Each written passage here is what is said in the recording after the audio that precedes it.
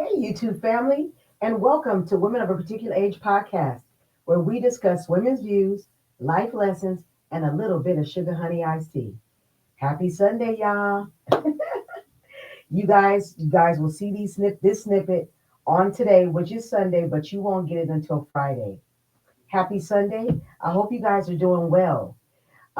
Usually, this is the podcast that I would do with Heather, but Heather is under the weather today. So I'm going to go ahead and do this by myself. So I appreciate you guys coming on the ride with me. So before we get started, please like, share, and subscribe. Jollystudios@gmail.com, www.jollystudios.com, and at Heather Mola. She's on Instagram, Facebook, and TikTok. Okay. And she is on YouTube with me. All right. So let's get started. Let's talk about what is the topic for today. The topic for today for us is the shopping experience. Now, this was something that me and Heather were supposed to discuss with you guys, but I'm going to try my best to do Heather's part and do mine as well. But what do we do before we do that? Mm, Black girl magic. And this is Kool-Aid, by the way. Okay. Now, let's talk about the shopping experience. Now, me and Heather have two different shopping styles. My friend Heather, she's savvy. She be liking to buy stuff online, get her little stuff. She want her stuff fast. Heather don't play. If she sees something and she wants it, she wants that thing the next day or the day after that. She don't play around with her stuff. If Heather is going to have errands on the weekend and she wants to get multiple things done, I'm going to tell you she's going to plan it. She's going to have breakfast. She's going to run some errands. She's going to get a mani pedi. And then she might do a little bit of shopping. Now that's how Heather moves. Okay. Now let me tell you how Tara moves. Because there's two ways for me to shop. All right. If I'm shopping by myself, I'm going to tell you now, depending on the store, I'm going to know what time it opens because I'm going to want to be there early. I like to get the fresh pickings of everything. I don't like to get nothing that everybody has picked off of. That's number one. Number two, I like to go to the clearance rack. Always go to the clearance rack first before I go to anything else. And my third thing is yes, I do order some things online, but I'm an oldie but a goodie. I like to go to the store. I like to feel the material. I like to see how I look up against my body. I'm just old school like that. I like to see my stuff. Because sometimes I've gotten stuff online and it didn't really fit. It didn't really look good. So sometimes I can do that and then sometimes I can't. So that's really how we differ in styles. But I'm gonna tell you, when it comes down to Sephora, Ulta, those places, oh no, we don't play. Neither one of us don't play about that. We gonna go into the store. We gonna go grab it. We gonna go grab it. We gonna pay for it. We gonna get it that day. Okay, we gonna get it that day. All right. So we just wanted to talk to you about how we like to shop because we do have similar but way different styles. Okay. Like I said, they're a little bit more. She likes to do the little savvy stuff. She's ordering online. She do better than me, child. Okay. Now, you guys know that I always bring you some type of either a movie, a documentary, or a series.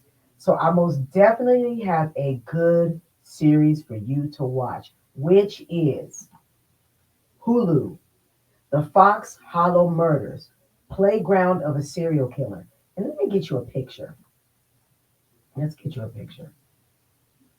Folks, this is on Hulu. It's a four-part series. And let's give you some background on this series, okay?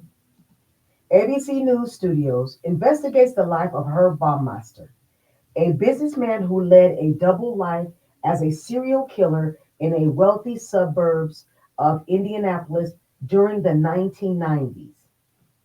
Y'all, let me tell you about this man, okay? All right. I'm going to give you some background on the movie, and then I'm going to tell you what I liked, and then we'll take it from there. Now, the background on the movie is this. Of course, you know it's about a serial killer. This happened within the 90s. Within that area of where this happened, it is a mostly conservative area. Very important for you to know. It was a really conservative area. Um, because I don't want to tell you what the conservative area has to do with the movie, I'm gonna bypass that part. But I'm gonna tell you who Herb Baumeister was. He was a businessman, married, had two children, lived at this lovely farm, which is called the Fox Hollow Farm. Beautiful, lots of acres, lot of greenery, beautiful place to live. Okay, but what was happening is Herb was living a double life. All right, I believe that his wife suspected things, but of course, sometimes women they turn a blind eye. Um, when his wife was a socialite, and when she would go out of town, Herb would live his double life. He would bring people to the home, have little parties, other things would happen, which would end up into the unaliving. And that's where I'm not going to tell you anything else because it's really, really good. Now, keep this in mind. This is an old case and it did happen a long time ago.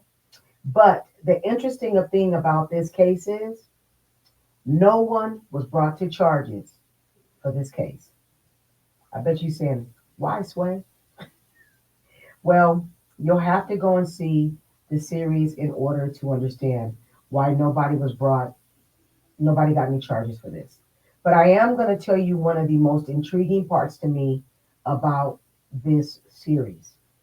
Just imagine the police investigators going into the back of this farm and finding 10,000 pieces of bone fragments.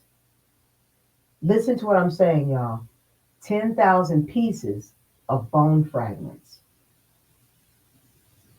Human bone fragments.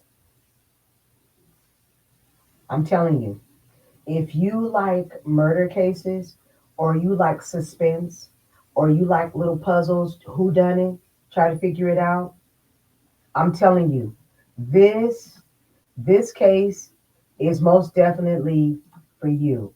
I think that you would like this a lot. So I'm telling you, if you have a chance, go and see it on Hulu. Once again, it's called The Fox Hollow Murders. Okay? Playground for a Serial Killer. I just want you to keep this in mind. This man was a serial killer. This didn't happen a lot. It didn't happen hardly at all in the area where he lived. And it was a conservative suburb. Very low key, lots of expensive homes, lots of people who had money. Um, you're gonna want to see it. It really was good. It really was good, but it was like, oh, it was a lot of information, a lot of information, lots of photos, lots of pictures. I'm telling you, you're gonna really like it. Whew. All right, so I got through it without my friend. So listen, folks, before we leave, please like, share, and subscribe.